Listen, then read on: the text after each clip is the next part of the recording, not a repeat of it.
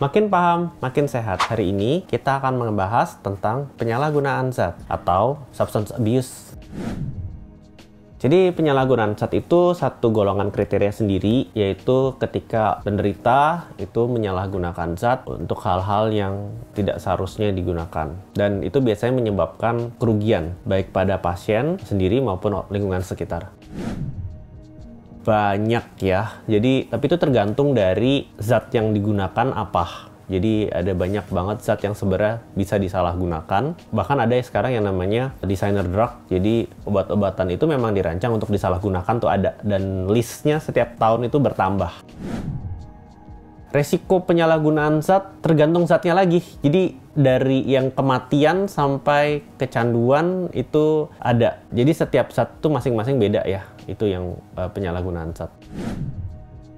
Penyalahgunaan zat itu banyak jenisnya ya. Jadi tergantung zat yang dia gunakan apa, itu nanti resiko-resikonya berbeda-beda dari satu zat dengan zat lainnya. Ada yang resikonya cukup tinggi, ada yang enggak, baik dari secara psikologis maupun biologis. Itu nanti pasti ada faktor resiko ke depannya. Biasanya untuk penyalahgunaan zat ada beberapa macam ya, terutama penyalahgunaan zat yang ada komorbiditasnya. Kadang-kadang penyalahgunaan zat itu ada komorbiditas seperti depresi atau gangguan kepribadian, dan itu harus kita perhatikan lagi untuk penanganannya. Tapi secara umum, teknik-teknik yang terbukti membantu pasien dengan penyalahgunaan zat itu contohnya seperti psikoterapi, motivational interviewing, atau untuk pasien-pasien dengan gangguan kepribadian borderline personality disorder, itu kita tetap menggunakan DBT untuk adiksi. Jadi kebanyakan penyalahgunaan zat kita terapi dengan psikoterapi. Tentu psikofarmaka yang bisa kita bantu adalah dengan cara substitusi, yaitu mengganti zat yang biasanya adiksi yang harus kita tetap lanjutkan supaya dapat menolong pasien.